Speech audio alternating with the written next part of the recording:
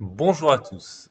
J'ai une bonne nouvelle aujourd'hui. On va pouvoir revenir à l'investissement puisque j'ai enfin trouvé une feinte pour me sortir de la folie ambiante sur l'Ukraine.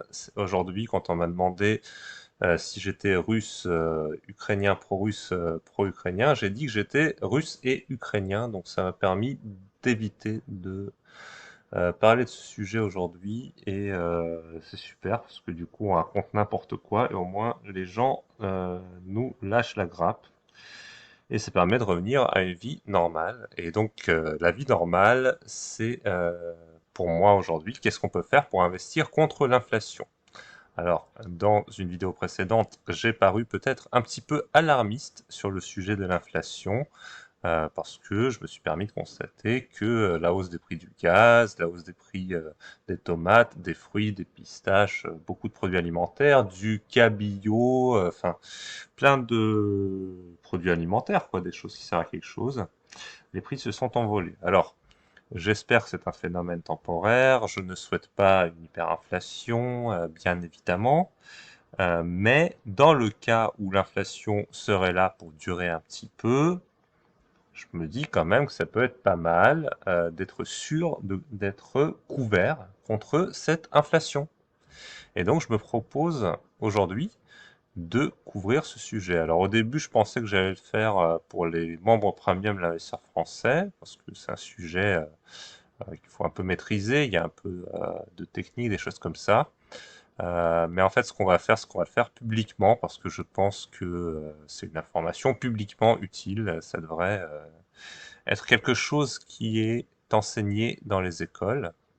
Et donc, je me propose, dans une série de vidéos, de traiter plusieurs pistes d'investissement contre l'inflation. Alors, des pistes qu'on entend dans les médias, genre acheter de l'or, acheter des matières premières, des pistes que d'autres investisseurs explorent, par exemple investir selon certains ratios, selon certaines démarches d'investissement.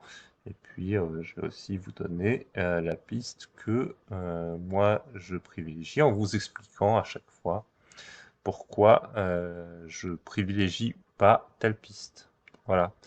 Donc, je vous propose simplement d'en parler et de vous présenter une perspective, alors qui est très différente de celle de la plupart des médias, sur chaque support d'investissement, en vous expliquant le pourquoi du comment. Donc, ce sera des vidéos très didactiques, d'utilité publique. Je donne aussi des pistes d'investissement concrètes, mais ça, ce sera pour les abonnés de l'investisseur français et c'est bien normal. Mais les démarches globales, par contre, j'ai décidé de les mettre publiquement et en priorité parce que je pense que ce sujet est prioritaire et important pour tout investisseur.